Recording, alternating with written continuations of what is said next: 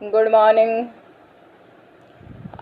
आज हम देखेंगे व्यापार से लाभ, गेन्स फ्रॉम ट्रेड। कोई भी जो व्यापार होता है, जैसे अपन घरेलू व्यापार की भी बात करें तो अगर आप किसी से ट्रेड करते हैं तो क्यों करते हैं? जबकि उससे कुछ लाभ होगा तभी करेंगे, वरना तो क्यों करेंगे, नहीं करेंगे, है ना। तो व्यापार से लाभ का मतलब होता है जिस प्रकार एक ही देश के भीतर दो व्यापारी कुछ लाभ प्राप्त करने के लिए विनिमय में शामिल होते हैं। क्योंकि दो व्यापारी, भाई अगर मान लो किसी के पास कोई दूसरा प्रोडक्ट है, कोई जूते बना रहा है और सामने वाला कोई गेहूं उत्पादित कर रहा है, तो वो उसको अपने गेहूं जो बेच रहा है किसान, वो जूते बनाने वाले को गेहूं तभी बेचेगा जबकि उसको कुछ प्रॉफिट होगा। ठीक है। इसी प्रकार दो देश कुछ लाभ प्राप्त करने के लिए विनिमय करते हैं। इसमें अलग अलग व्यूज हैं। क्लासिकल अर्थशास्त्री अलग बताते हैं इसके मतलब रीजन, और जो आधुनिक अर्थशास्त्री हैं वो अलग बताते हैं इसके रीजन। क्लासिकी अर्थशास्त्रियों के अनुसार व्यापार से लाभ उत्पादन में वृद्धि और विशिष्टीकरण से के रूप में प्राप्त होते हैं।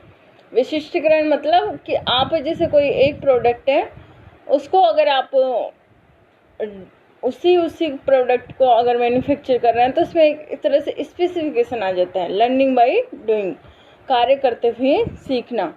उत्पादन में वृद्धि, अगर उत्पादन में वृद्धि होगी तो क्या होगा?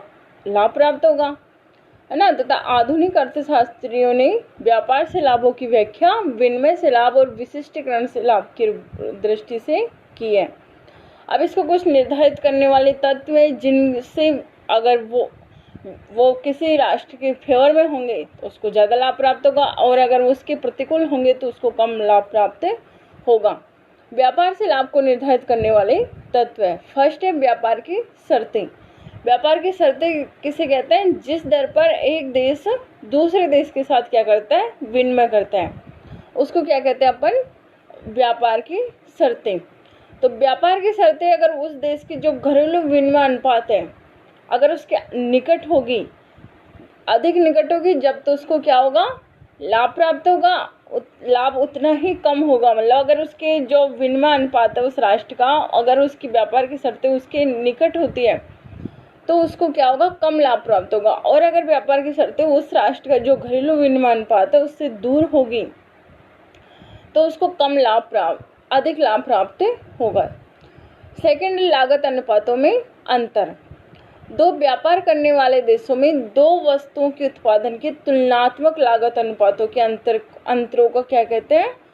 अंतर्राष्ट्रीय व्यापार के लाभ पर बहुत प्रभाव होता है।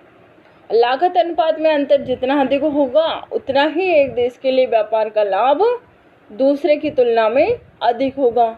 मान लो कि दो राष्ट्र दो प्रोडक्ट उत्पादित कर रहे हैं, है ना। जैसे कि इंडिया पुर्तगाल से क्या खरीद रहा है? शराब, और बदले में आप इंडिया क्या भेज रहा है उसको? सूती कपड़ा। अगर सूती कपड़ा अपना जो था वो अगर विदेशी जो पुर्तगाल है उसकी तुलना में वो महंगा है, या उसकी लागत अपने यहाँ उसकी तुलना में कम है, पुर्तगाल की तुलना में कम है, तो इंडिया को क्या होगा? प्रॉफिट प्राप्त होगा। थर्ड है इसमें पारस्परिक मांग।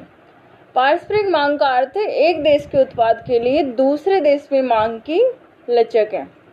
लचक माने पढ़ा था ना फर्स्ट ईयर में, मांग की लोच। मांग की लोच किसे कहते हैं? मांग की लोच बताती है कि एक वस्तु की मतलब मांग की जो वस्तुओं का मांग की मात्रा में आनुपातिक परिवर्तन अपन कीमतों में आनुपातिक परिवर्तन।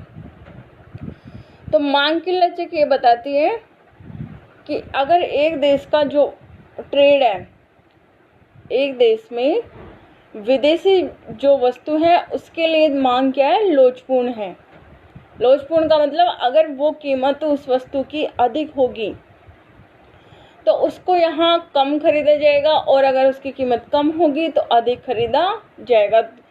और इसी के साथ अगर उसके प्रोडक्ट की विदेशों में मांग कम लोचपूर्ण है, अगर उसके तो उससे क्या होगा कि अपने जो प्रोडक्ट है, इंडिया का मान लो प्रोडक्ट है, वो अगर किसी राष्ट्र में उसके लिए मांग कम लोचपूर्ण है तो वो अगर महंगा होगा तब भी वो राष्ट्र उसको खरीदेंगे, क्योंकि वो कम नहीं कर पाएंगे, है ना। मांग की लोच वहाँ क्या है, इकाई से कम, तो उस राष्ट्र को क्या होगा, प्रॉफिट प्राप्त होगा। तो एक देश जिसकी विदेशी उत्पादों के लिए मांग अधिक लोचपूर्ण है अर्थात लोचदार है, परंतु विदेशों में इसके उत्पादों की मांग कम लोचपूर्ण है, तो इसे अंतर्राष्ट्रीय व्यापार से सबसे अधिक लाभ प्राप्त होने का झुकाव होगा। अगला पॉइंट है देश का आकार। यदि कोई देश छोटा है ना, तो वो अंतर्राष्ट्रीय व्यापार के फलस्वरूप क्या प्राप्त करेगा, पूर्ण विशिष्टीकरण। भाई जो वो प्रोडक्ट बना रहा है वो किसी, मान लो एक कोई छोटा राष्ट्र है और वो किसी बड़े राष्ट्र के साथ क्या कर रहा है, ट्रेड कर रहा है, तो उसको अगर वो जो प्रोडक्ट वो बना रहा है और उसमें परफेक्ट वो स्पेशलाइजेशन प्राप्त कर लेता है तो उत्पादन अधिक करेगा। जब भी वो जो बड़ा राष्ट्र है वो उसको पूरी जो उसने उत्पादन किया उसको वो पूरा को खरीद लेगा, तो उस छोटे राष्ट्र को तो क्या होगा, विशिष्टीकरण प्राप्त होगा और उससे व्यापार से लाभ होगा। जबकि कोई बड़ा राष्ट्र है, बड़ा राष्ट्र स्पेसिफिकेशन करता है और छोटे राष्ट्र के साथ उसका ट्रेड हो रहा है, तो छोटा राष्ट्र की डिमांड इतनी नहीं है क्योंकि उसमें डिमांड कम है, तो वो अगर वो बड़ा राष्ट्र पूर्ण विशिष्टीकरण प्राप्त करता है तब वो उसके पूरे प्रोडक्ट को या उसकी जो पूरे प्रोडक्ट की मात्रा है उनको खरीद नहीं सकेगा, तो उसके पास कुछ माल क्या बच जाएगा, बिना बेचा हुआ, वो ऐसे वेस्टेज में जाएगा, इसलिए उसको व्यापार से क्या होगा, कम लाभ प्राप्त होगा। अगला पॉइंट है आय का स्तर। एक देश के अधिक या कम मुद्रा आय के स्तर भी इसके व्यापार से लाभ को निर्धारित करते हैं। मान लो अगर एक देश काफ़ी समृद्ध है, उसके यहाँ काफ़ी इनकम है, तो क्या करेगा, नई नई इनोवेशन करेगा, नई नई टेक्नोलॉजी यूज करेगा, उससे क्या होगा, उसका प्रोडक्शन बढ़ेगा, तो उससे क्या होगा, अधिक विदेशी मुद्रा अर्जित करेगा वो निर्यात करके, और आगे जाके वो वापस अपने ट्रेड को बढ़ाएगा, तो इससे उसका आय का स्तर बढ़ता ही जाएगा। तो आय का स्तर जितना अधिक होगा उतना ही किसी राष्ट्र को प्रॉफिट प्राप्त होगा। अगला पॉइंट है उत्पादक कार्यकुशलता। उत्पादक कार्यकुशलता का मतलब है कि यदि कोई राष्ट्र किसी प्रोडक्ट में कार्यकुशलता प्राप्त कर लेता है, मतलब वो उसको काफ़ी अच्छे तरीके से मैन्युफैक्चर कर सकता है, तो उससे क्या होगा, उसकी लागतें कम होगी तो कीमत भी कम होगी, कीमत कम होगी तो जो विदेशी जिस देश के साथ वो ट्रेड कर रहा था, मान लो ए देश है और बी देश आपस में ट्रेड कर रहे हैं, ए देश में कार्यकुशलता प्रोडक्ट की एफिशिएंसी बढ़ गई तो उसके यहाँ लागत भी कम हो गई, लागत कम होने से कीमतें भी कम हो गई, तो वह बी देश को उस प्रोडक्ट को किस कीमत, कम कीमत पर बेचेगा, तो जो बी देश है उसको प्रॉफिट प्राप्त होगा, ठीक है ना। तो जिस देश को उत्पादक कार्यकुशलता प्राप्त होगी उसको प्रॉफिट प्राप्त नहीं होगा, जो देश उससे ट्रेड कर रहा है उसको प्रॉफिट प्राप्त होगा।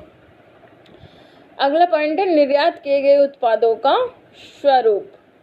यदि एक देश प्रमुख रूप में प्राथमिक उत्पादों को निर्यात करता है तो उसको व्यापार से कम लाभ प्राप्त होगा। क्यों?